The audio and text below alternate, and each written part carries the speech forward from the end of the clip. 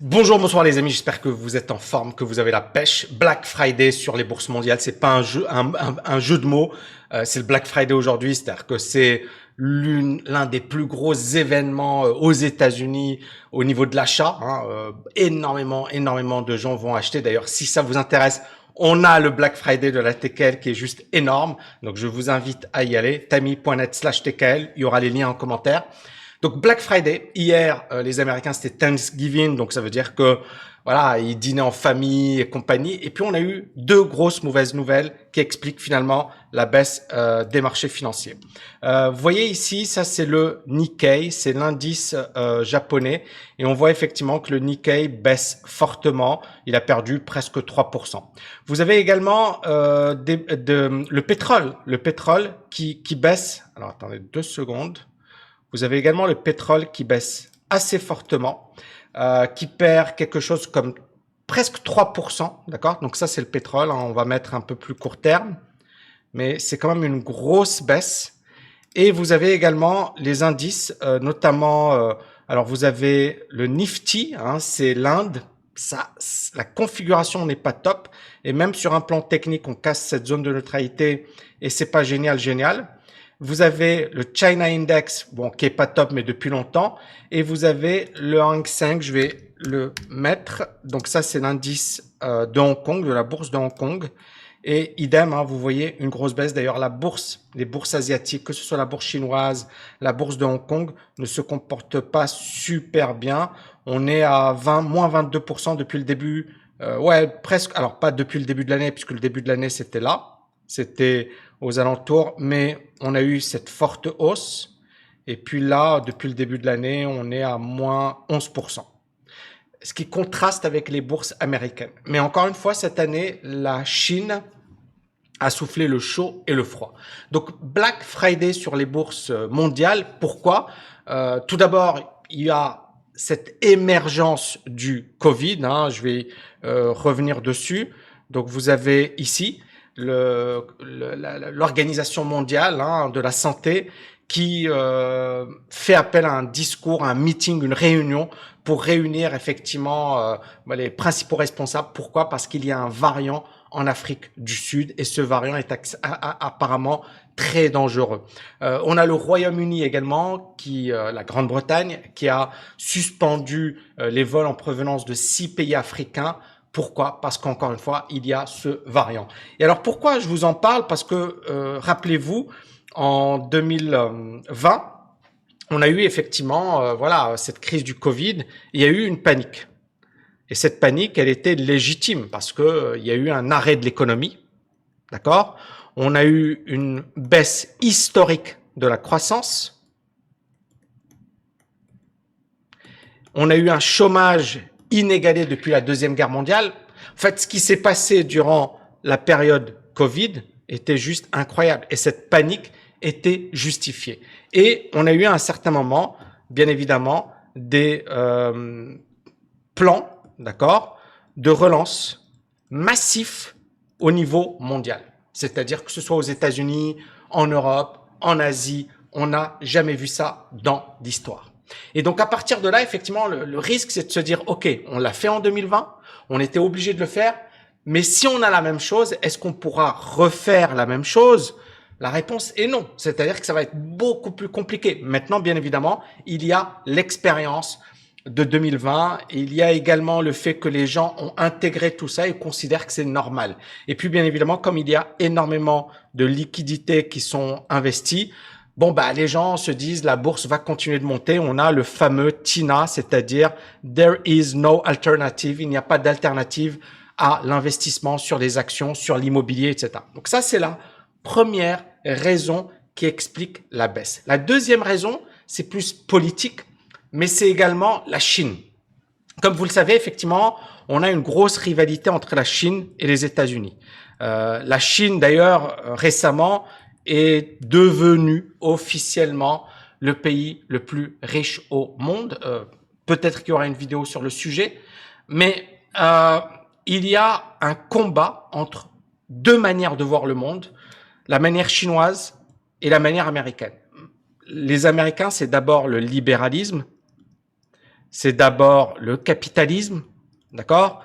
Et c'est d'abord finalement un peu la loi du plus fort et c'est en permettant aux gens de donner le meilleur d'eux-mêmes, ça va permettre de tirer tout le monde vers le haut et donc de créer par le biais d'une main invisible, la main invisible d'Adam Smith, finalement quelque chose qui bénéficie à tout le monde. Hein. Rappelez-vous, Adam Smith, économiste écossais, l'un des pères fondateurs de la science économique moderne et qui a inventé ce concept de main invisible. La main invisible, c'est le fait que chaque personne, en se focalisant sur ses intérêts personnels, va contribuer de manière non voulue, involontaire, à favoriser l'intérêt général. Par exemple, si un boulanger, tu lui dis « Ok, je vais t'aider pour faire ton pain », ou alors tu le fais toi-même et en faisant et en produisant et en offrant le meilleur pain, les meilleures friandises, etc., bah, tu auras plus de clients et tu vas gagner plus d'argent.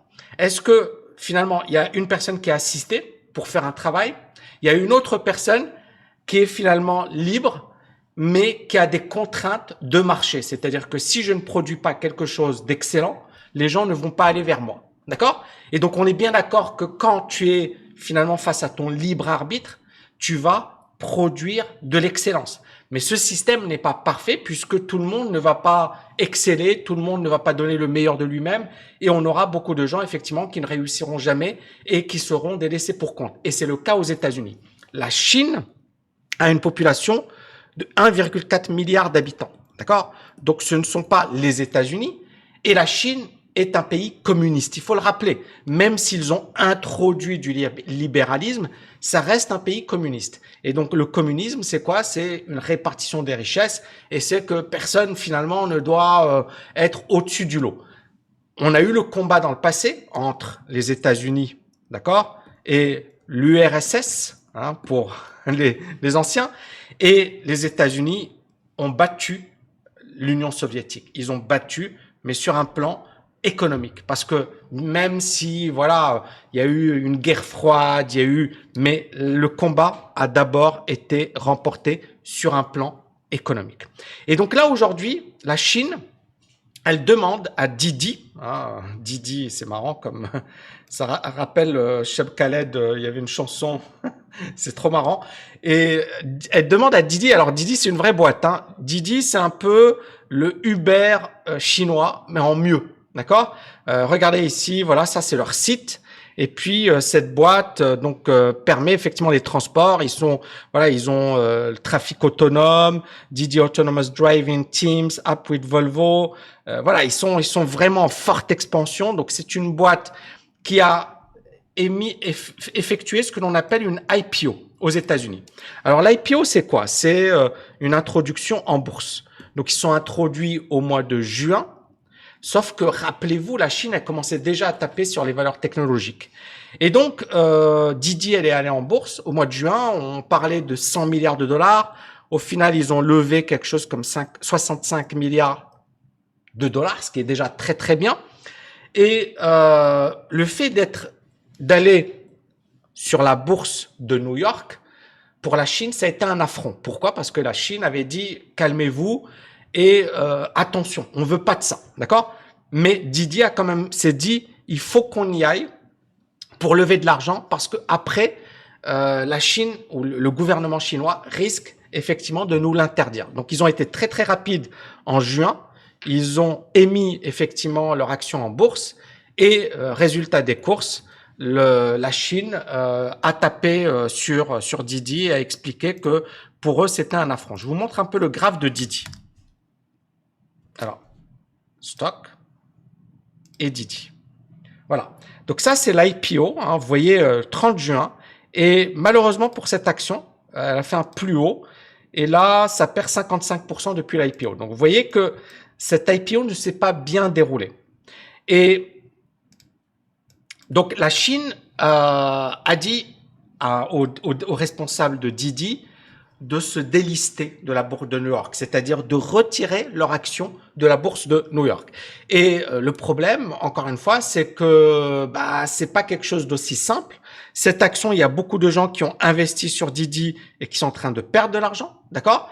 Et puis, bien évidemment, ça donne une mauvaise réputation au gouvernement chinois, c'est-à-dire que c'est pas un gouvernement stable, c'est pas un gouvernement qui a une vision long terme.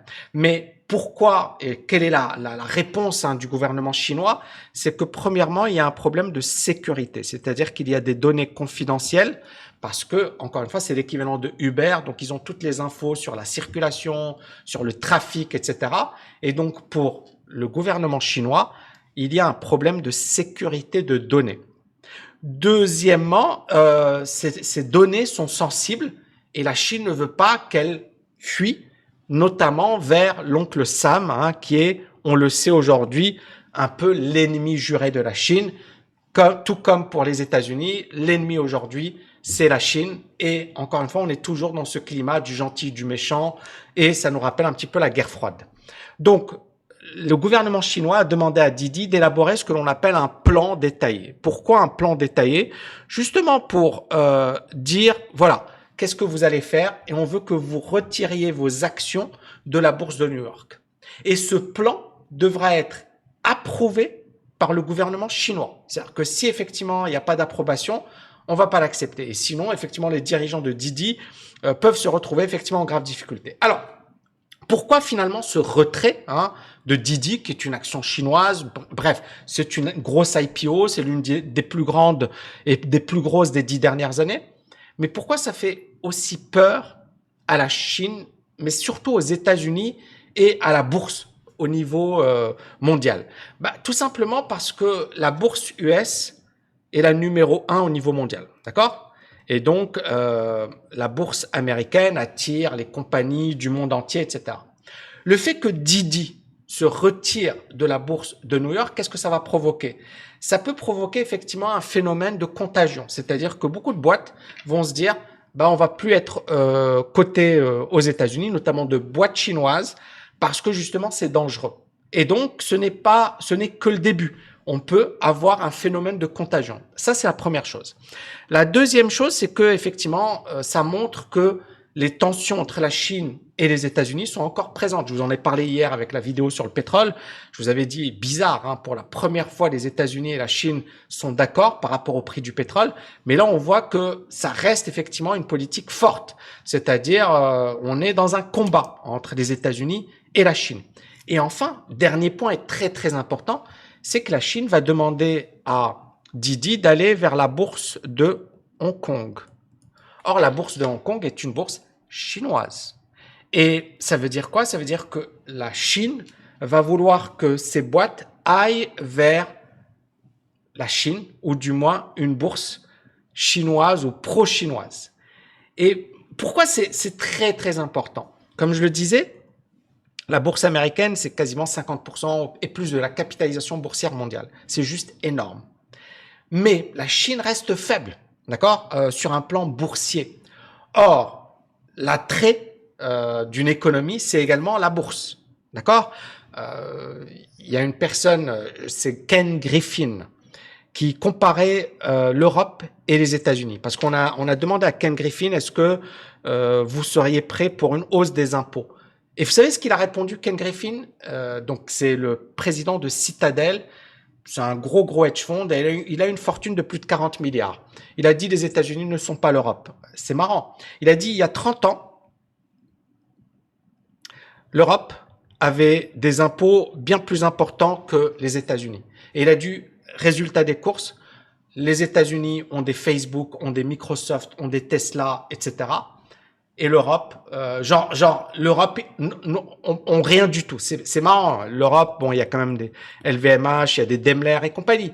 Mais c'est pas bête ce qu'il dit. En fait, ce qu'il explique, c'est que finalement le système américain, qui n'est pas juste, au passage, mais a permis finalement de créer des géants parce qu'une fiscalité qui est bien plus accommodante. Et donc, il a bien tapé sur l'Europe. Mais pourquoi je vous parle de ça?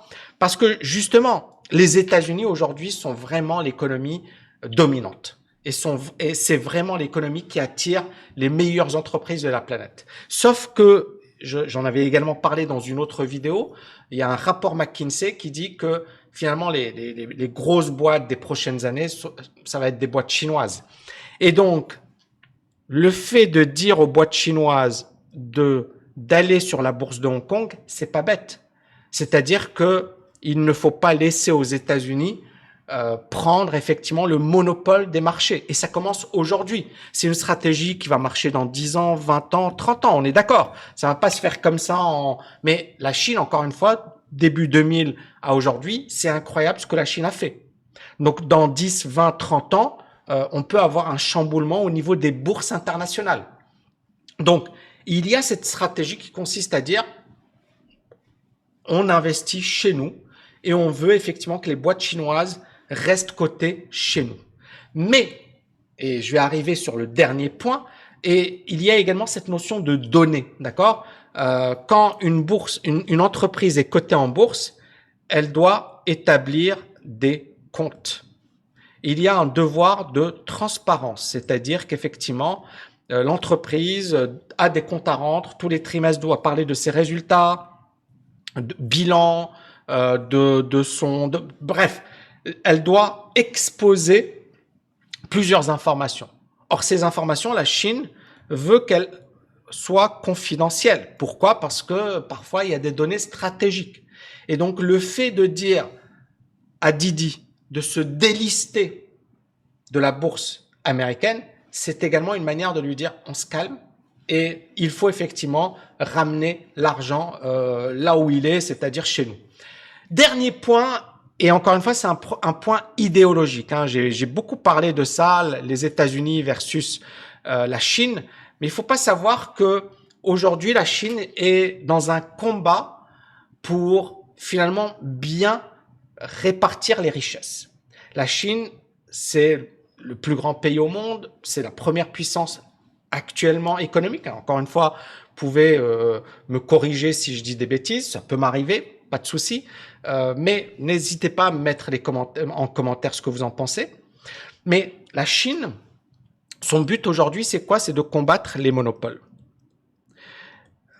Pour avoir une concurrence, il ne faut pas que 2 ou 3 entreprises dominent le marché. Or, dans le domaine de la technologie, on est dans une situation où peu d'entreprises ont la main mise sur le gros du marché. D'accord? Peu d'entreprises dominent le marché. J'en ai parlé aux États-Unis avec Apple, Facebook, Google, Amazon. Finalement, ce sont des mastodontes qui sont leaders incontestés dans leur domaine. Ils n'ont pas vraiment de concurrence. Et donc, pour la Chine, c'est dangereux. Pourquoi? Parce que premièrement, ça capte une grosse partie de la richesse. Donc, on est dans une situation où finalement la richesse va vers une minorité. Et c'est ce qui arrive aux États-Unis. Hein. Je vous l'avais dit, 90% des actions aux États-Unis sont aux mains des 10% les plus riches. D'accord? Ça veut dire quoi? Ça veut dire que les 90% les moins riches, hein, parce que le top 50%, c'est les classes moyennes. Mais 90% des Américains détiennent 10% des actions. Donc, c'est vraiment, vraiment, vraiment très important de comprendre que les inégalités sont explosives. Et si c'est quelque chose qui est culturellement accepté aux États-Unis, du fait de leur histoire, du fait que c'est un pays pour le moment fortement anglo-saxon, avec une éthique protestante et compagnie. Pourquoi je dis pour le moment? Parce que on sait que voilà, les hispanophones, les hispaniques vont devenir la première population aux États-Unis dans les prochaines décennies et ils sont majoritairement catholiques, donc c'est une autre également approche. Mais là, on va se retrouver dans une situation où finalement la Chine n'a pas la même culture que les États-Unis. Et donc pour la Chine, il y a énormément de richesses qui ont été bâties, d'accord? Eh bien, ce n'est pas acceptable à long terme. Et donc à partir de là, effectivement, il faut répartir les richesses. Et donc le fait que la Chine aujourd'hui tape sur Alibaba, tape sur Didi, tape sur Tencent, tape sur plein de boîtes qui sont des boîtes technologiques, c'est également une manière de dire, premièrement, ce n'est pas juste, ce n'est pas équitable, et on ne veut pas se retrouver effectivement dans une situation abracadabrantesque. Maintenant, encore une fois, c'est le gros pari. Et Ken Griffin, et je pense, si ça vous intéresse, je trouve que c'est génial ce qu'il a dit. Ken Griffin, il est vraiment sur cette idée que finalement les États-Unis, s'ils sont aujourd'hui aussi puissants, c'est parce que les impôts sont faibles et c'est parce qu'il y a un esprit d'entreprise. Et donc, c'est ce qui explique le succès des États-Unis. Et si on retire ça des États-Unis, on va se retrouver dans une situation où l'économie va devenir de plus en plus faible. Et donc là, vous allez avoir le combat de deux grandes idéologies. On ne sait pas qui a raison, qui a tort. C'est l'histoire qui va nous le dire. Dans 20 ans, dans 30 ans. D'accord? Mais on voit bien qu'il y a deux conceptions de l'économie. La Chine a fermé les yeux pendant 10, 20 ans. Elle a laissé ces géants devenir géants. Mais aujourd'hui, la Chine, elle dit, on revient en arrière. Donc, et je vais conclure avec ça, est-ce qu'on peut dire que finalement, les bourses mondiales vont s'effondrer? Bon, pour le moment, les indices sont toujours orientés à la hausse. Les bourses américaines, la bourse américaine est toujours haussière, hein, quand on la compare à la bourse chinoise. Néanmoins, on voit que le pétrole baisse. On voit que le Nikkei également baisse. On voit que l'Inde, ça c'est le Nifty, baisse, d'accord? On voit que le China également. Donc on a quand même plusieurs indices qui baissent pour le moment, qui corrigent, et c'est normal, hein, et c'est même sain. Mais est-ce que finalement le Covid va s'aggraver? Parce que c'est ça. Et là, ça pourrait effectivement être dramatique sur les bourses mondiales. Et deuxième chose, ce combat Chine-États-Unis, je pense, va occuper le devant de la scène en 2022, 2023 jusqu'en 2025 et plus. Et on va avoir un combat acharné entre la Chine et les États-Unis et je pense qu'ils ne vont pas se faire de cadeaux. Voilà les amis, j'espère que vous avez kiffé cette vidéo. N'oubliez pas de la liker, de la partager et bien évidemment, le Black Friday, je vais partager avec vous rapidement le lien parce que je pense que c'est important. C'est bientôt fini. Donc, si vous voulez passer à l'action, si vous voulez effectivement rejoindre nos programmes, c'est maintenant que ça se passe. Voilà, on a Invest qui est l'un des meilleurs programmes dans le monde, voilà, de l'investissement, etc. On a des programmes sur le mindset, on a des programmes sur l'investissement, voilà, que ce soit l'immobilier, l'investissement global, les cryptos. Alors ça, c'est une formation de dingue. Il y a 33 heures de cours. C'est vraiment, et rien que la formation sur les cryptos. Voilà, je parle de tout ce qui est l'innovation, les crypto-monnaies, les crypto-wallets. Je parle également de l'analyse fondamentale, de ses limites, de l'investissement, du swing trading, du day trading. Voilà, c'est vraiment du lourd et bien évidemment, elle va être améliorée et puis du moins actualisée par la suite. Donc, ça vous fait effectivement un énorme programme. À vous de passer à l'action. En attendant, n'oubliez pas de liker, de partager. Je vous dis à bientôt. Ciao, ciao, ciao les amis.